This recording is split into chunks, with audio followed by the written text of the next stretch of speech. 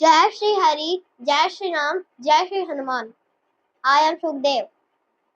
Now we'll know the tales of how Hanumanji Maharaj set Lanka on fire and how the Ram Setu was built. Hanuman bowed down and touched Sita's feet in reverence and said, Mother, I have come here as a messenger of Ram. You can trust me without any doubt. Ram will come here in a few days and destroy Lanka and take you with him. Your captivity will end with Ravan's demise. Hanuman then gave her Ram's ring. Sita trembled upon receiving it. She was overwhelmed at the sight of the ring that belonged to her beloved Ram. She gave Hanuman an ornament as a sign of their meeting. Hanuman departed from Ashokvan at dawn. Hanuman pondered, I am here representing Ram. It does not look good if I sneak in and leave like this. I must also be able to answer Sugriv if he asks me about Ravan's army strength. He saw the demons who were intoxicated. The solution was right in front of him. He enlarged his body to such an extent that the trees were trembled beneath his feet. He uprooted all the trees in Ashokvan. Ravan's garden was destroyed beyond recognition. The news reached Ravan.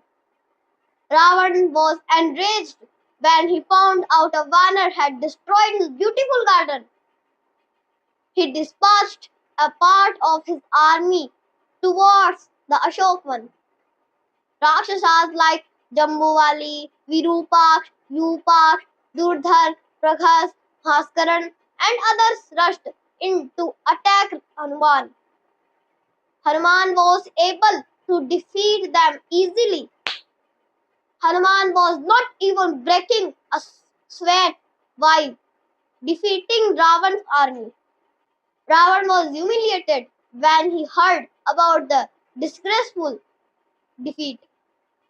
He sent his son Akshay Kumar, but he was crushed as if he was a twig. Ravan didn't know what to do next. He sent another son, Meghnad, in desperation. Meghnad was a master of dark magic. He had received the title of Indrajit after defeating the lord of the Devatas, Indra. He used the Brahmastra on Hanuman. But Hanuman had received a boon from Lord Brahma himself that Brahmastra would not harm Hanuman in any way. Even though Brahmastra didn't harm him, he surrendered to it because he didn't want to disrespect Brahmadev. The Rakshas breathed a sigh of relief when they saw Hanuman being captured. Meghnad celebrated his victory by dragging Hanuman and presenting him in front of Ravan. Hanuman was put on trial. I am Hanuman, the messenger of Ram, Sugriv's minister. You should surrender to Ram and return Sita Mata to him and repent for what you have done. He said firmly. Lankesh was livid and sentenced Hanuman to death. Ravan's brother Vibhishan stood up and argued that killing a messenger is against all laws.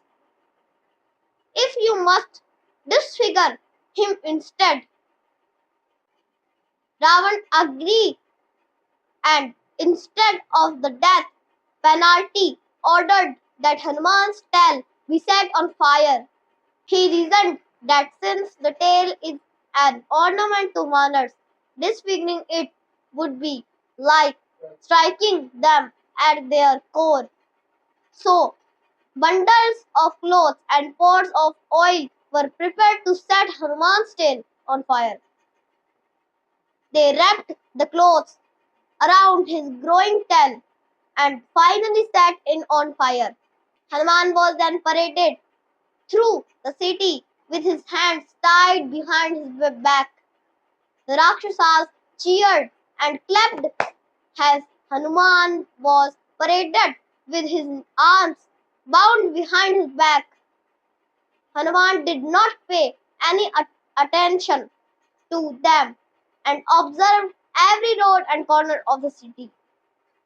Hanuman broke free from the clutches of the Rakshasas when they reached the main road. Everyone present thought Hanuman was going berserk because his tail was on fire and cheered louder.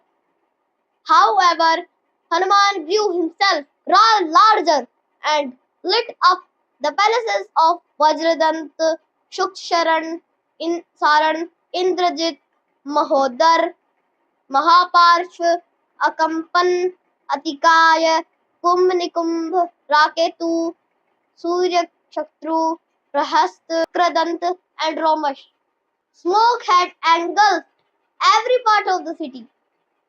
Everyone panicked and ran in all directions. Hanuman was satisfied with Lanka being lit on fire and dipped his burning tail in the sea to extinguish it. He climbed the Arisht Parvat and looked back at the burning Lanka. He felt a sense of achievement and departed for Mahendra Mountain. Ram was eagerly waiting for the return of Hanuman at Pravashan Mountain. He had his sight set towards the south. Suddenly, sounds of celebration reached his ears. He stood up immediately and went in the direction of the commotion. He saw Angad and the whole Vanar army cheering as they approached. Hanuman ran up to Ram and held out the ornament given by Sita and exclaimed, "I have found Sita." Ram was overwhelmed. Words failed him. "What can I do in return for this great favor?" he said and embraced Hanuman. Hanuman had only one goal, to serve Ram. He was overjoyed that he had succeeded, and his Lord Ram was embracing him like he was a child.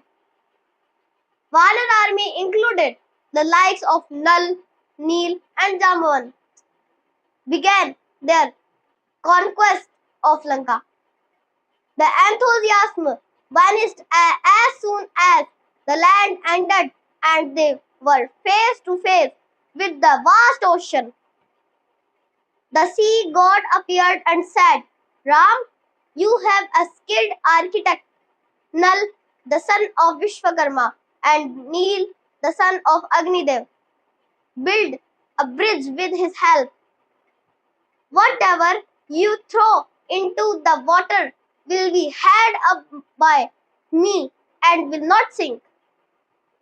With the assurance of the sea god, the Vanar army began building the bridge. The army brought huge trees and rocks and threw them into the sea. They leveled the bridge and used grass to make it pleasant to walk. As promised, the sea god kept everything afloat. The construction of the massive bridge spanning 100 yojans was completed in just 5 days. The journey had begun. While some Vanars walked across the bridge purposefully, others jumped into the sea just to show their bravery. It was a joyful journey as they leaped around and were dancing and laughing. Hanuman and Angad were carrying Ram and Lakshman on their shoulders as per Sugriva's order. The battle was inevitable, but Ram wanted to adhere to dharma and wanted peace till end. Ram sent Angad to negotiate with Ravan. However, Ravan was adamant and refused negotiations. Large battalions of soldiers gathered on either side.